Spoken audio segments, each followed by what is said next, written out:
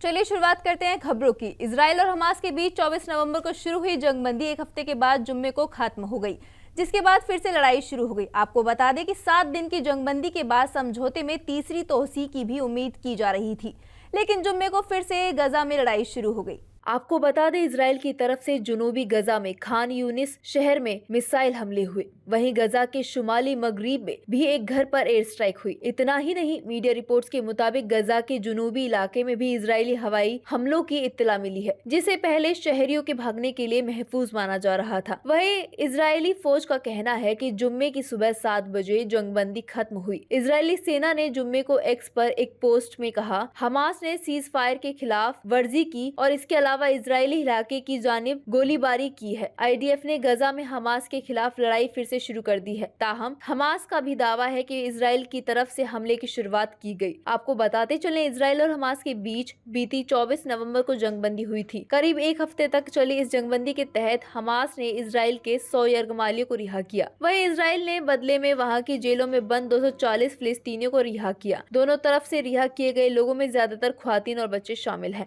तो वहीं वजीर आजम Narendra Modi world climate action summit COP28 में शामिल होने के लिए दुबई पहुंच गए हैं। देर रात दुबई पहुंचने पर पीएम मोदी का शानदार इस्तकबाल हुआ। पीएम मोदी ने सभी का शुक्रिया अदा किया। हवाई अड्डे पर मुत्तहिदा अरब अमीरात के नायब वजीर आजम और वजीर दाखिला शेख सैफ बिन जायद अल नहयान ने पीएम मोदी का इस्तकबाल किया।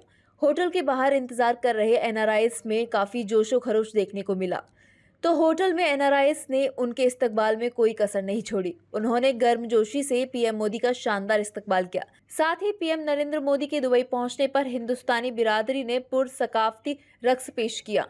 पीएम मोदी को देख एनआरआईज ने सारे जहां से अच्छा गाया और भारत माता की जय के साथ साथ वंदे मातरम के नारे लगाए।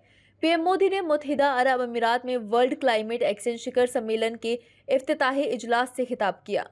वहीं एनआरआईज के शानदार इस्तकबाल पर पीएम मोदी ने खुशी जाहिर की है। पीएम मोदी ने ट्वीट कर अपना तजुर्बा पेश किया। उन्होंने लोगों के जोशो जज्बे पर खुशी का इजहार किया। उनकी हिदायत और जोशो खरोश हमारी सकाफत और मजबूत रिश्तों का सबूत है। दुबई में भारतीय बिरादरी के गर्मजोशी भरे स्वागत से मैं बहुत खुश हूँ। तहजीब टीवी आपके लिए लेकर आ रहा है हमारा खास कार्यक्रम पॉडकास्ट विद तहजीब। 1 दिसंबर बरोज जुमा रात 10 बजे विधानसभा चुनाव के साथ साथ कई बड़े मुद्दों को लेकर तहजीब टीवी के चैनल हेड रिजवान खान ने भाजपा के वरिष्ठ नेता मुख्तार अब्बास नकवी से खास बातचीत की। इस दौरान उन्होंने क्या कुछ कहा, आइए आपको सुनवाते हैं। इलेक्शंस हो रहे हैं, हर 2 महीने बाद कहीं ना कहीं इलेक्शन। 5 राज्यों में आप देख रहे हैं सुबह में चुनाव हो रहे हैं। आपका प्रेडिक्शन क्या है अपना, कि क्या बीजेपी ही सारे सूबों में देखिए, कोई पार्टी जो है वो सत्ता का अमृत पी के तो आती नहीं। पार्टी बीजेपी हारेगी भी जीतेगी भी, तो ये हम तो इसको बिल्कुल एक्सेप्ट करते हैं कि भाई हम मैदान में हैं तो गिरते हैं शहसवारी मैदान जंग में, वो तिफल क्या गिरेंगे जो घुटनों के बल चले। तो इसलिए हम लेकिन ये है कि पार्टी इस यकीन के साथ मैदान में जाती है कि हमें जीतना है। और इस दौरान जो है, अगर आप देखें, चाहे लोकसभा के 2 इलेक्शंस रहे हों, बाई इलेक्शंस रहे हों, असेंबलीज़ के इलेक्शंस हों, कारपोरेशन के इलेक्शन है, ये तमाम इलेक्शंस में बीजेपी ने बहुत अच्छा परफॉर्म किया। ये जो 5 स्टेट के हो रहे हैं, हमें पूरा यकीन है कि भारतीय जनता पार्टी जीतेगी, क्योंकि अभी आज देश का मूड और माहौल जो है बहुत साफ़ है। आज देश का मूड और माहौल जो है वो सामंती शासन के रिवाज का नहीं है, बल्कि समावेशी सुशासन के मिजाज का है। तो इसमें देखिए, सामंती शासन का रिवाज चलता है या समावेशी सुशासन का मिजाज उस पर जीतता है। उत्तराखंड में 12 नवंबर से सिलक्यारा सुरंग के अंदर फंसे सभी 41 मजदूरों को सलामती के साथ बाहर निकाला गया। सभी मजदूर डॉक्टर की निगरानी में रहने के बाद अपने अपने घर के लिए रवाना हो गए।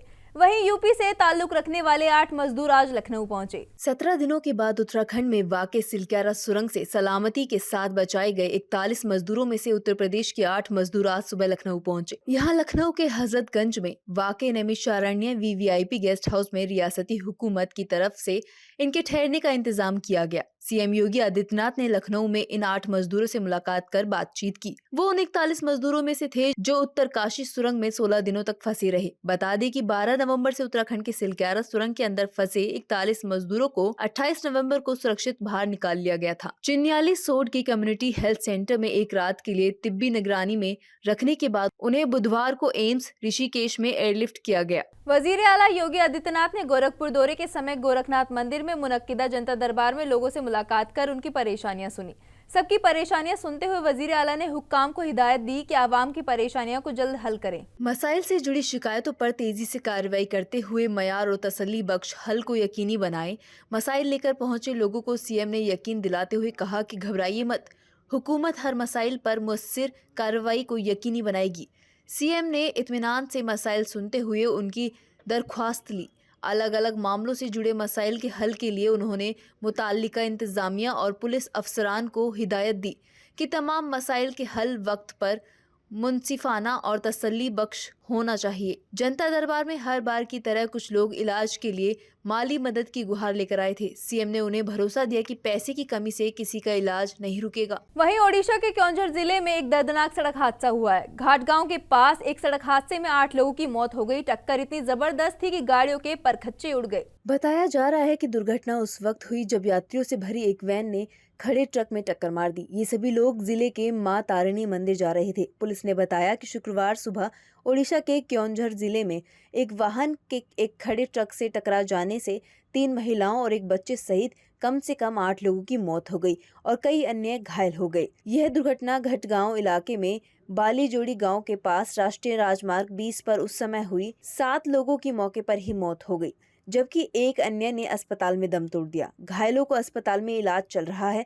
पुलिस ने बताया कि ऐसा संदेह है कि ड्राइवर को झपकी आने के कारण यह दुर्घटना हुई। पुलिस ने मामले की जांच शुरू कर दी है। मुल्क की सरहदों के निगहबान सीमा सुरक्षा बल आज अपना 59वां योम तासीस मना रही है। इस दौरान शानदार प्रोग्राम का इनेकाद किया गया। इस प्रोग्राम में मेहमान खुसूसी के तौर पर वजीर दाखिला अमित शाह ने शिरकत की। बता दें कि इस दौरान अमित शाह ने झारखंड के हजारीबाग में ड्यूटी के दौरान प्राणों का बलिदान देने वाले बीएसएफ कर्मियों को खिराज अकीदत पेश की। वहीं हजारीबाग में परेड का आयोजन किया गया। बीएसएफ के सभी पदाधिकारी और जवानों ने कार्यक्रम को शानदार बनाया। योम तासीस पर गणतंत्र दिवस में राजपथ की तरह आयोजित होने वाला परेड का नजारा देखने को मिला। इस दौरान अमित शाह ने आवाम को खिताब किया। -45 डिग्री टेम्परेचर से लेकर 45 डिग्री टेम्परेचर के रेगिस्तान के अंदर,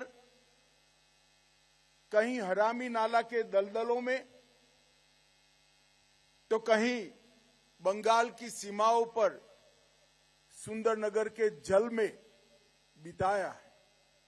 परिवार से दूर रहकर दुर्गम सीमाओं की चौकसी, सुरक्षा जिस तरह से बीएसएफ ने सुनिश्चित की है, मैं आज आप सभी को कहना चाहता हूं, मैं देश भर में घूमता हूं, पूरा देश सीमा सुरक्षा बल के जवानों को पर नाज भी करता है और सैल्यूट भी करता है। तो वहीं मध्य प्रदेश के वजीर आला शिवराज सिंह चौहान का एक बड़ा बयान सामने आया है। सीएम शिवराज सिंह चौहान ने बीजेपी की जीत का दावा किया है। सीएम शिवराज सिंह चौहान ने मीडिया से बात करते हुए कहा कि बीजेपी फिर शानदार अक्सरियत हासिल करने जा रही है। मध्य प्रदेश की सरकार की योजनाएं, चाहे वो लाडली बहना हो जिसने बहनों की जिंदगी बदल दी, लाडली लक्ष्मी से लेकर लाडली बहना तक का महिला सशक्तिकरण का एक लंबा सफर है जिसने बहनों के हृदय में एक अलग स्थान भारतीय जनता पार्टी के लिए बनाया।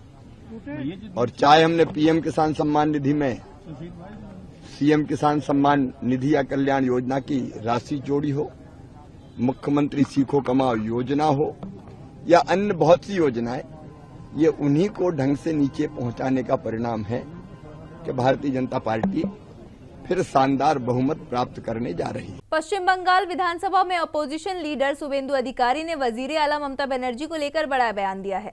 शुभेंदु अधिकारी ने कहा कि टीएमसी के चोरों ने इस जगह की पाकीज़गी को खत्म कर दिया था। हमने गंगा जल से इस जगह की पाकीज़गी की हिफाजत की। और क्या कुछ कहा शुभेंदु अधिकारी ने, आइए आपको सुनवाते हैं। चोर ममता बाबा साहेब का स्टैंड, चोर ममता टीएमसी का चोरों ने इस एरिया को पवित्रता जो है खत्म कर दिया था। गंगा माता का पानी को लेकर हम लोग उसका पवित्रता का रक्षा किया, पुनर्बहाल किया और इस एरिया में पवित्रता लाने के लिए हमारी जो सनातन संस्कृति है उसको मानते हुए हम लोग एक कार्रवाई किया और बाबा साहेब को वंदे मातरम संगीत और नेशनल एंथम के द्वारा हम लोग नमन किया, वंदन किया, पूजन किया। मुल्क में 5 रियासतों में इंतखाबात खत्म होने के बाद दिसंबर महीने की शुरुआत महंगाई के झटके के साथ हुई। साल के आखिरी महीने की पहली तारीख यानी 1 दिसंबर महंगा पड़ गया।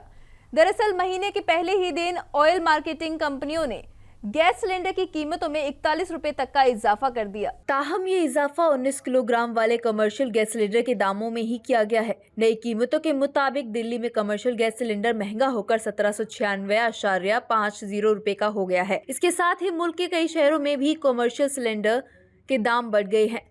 बता दें कि दिसंबर महीने की शुरुआत के साथ ही कई मालियाती तब्दीलियां होने वाली हैं। महीने की शुरुआत में ही कंपनियां रसोई गैस की कीमतें तय करती हैं। इसके साथ ही पेट्रोल और डीजल की कीमतों में भी बदलाव होता है। वहीं घरेलू गैस सिलेंडर के दाम में ना तो राहत मिली है और ना ही कोई बदलाव किया गया है। सब्सिडी वाले 14.2 किलोग्राम वाले घरेलू रसोई गैस की कीमतों में कोई इजाफा नहीं किया गया है। चलिए जानते हैं राजधानी दिल्ली के अलावा और रियासतों में सिलेंडर के दाम। कोलकाता में पहले 1885.50 रुपए अदा करने पड़ते थे, वहीं अब 1908 रुपए अदा करने पड़ेंगे। मुंबई में पहले के 1728 रुपए की बजाय 1749 रुपए देने होंगे। चेन्नई में 1968.50 रुपए हो गई है। इसके अलावा इंतखाबी रियासतों में भी सिलेंडर के दामों में इजाफा हुआ है। मालूमात के मुताबिक राजस्थान के जयपुर में सिलेंडर महंगा होकर 1819 रुपए का हो गया है। एमपी के भोपाल में आज से 1804.5 रुपए देना होगा। तेलंगाना के हैदराबाद में 19 किलो वाला गैस सिलेंडर बढ़कर 2024.5 रुपए पर पहुंच गया है। छत्तीसगढ़ की राजधानी रायपुर में 2004 रुपए अदा करने होंगे।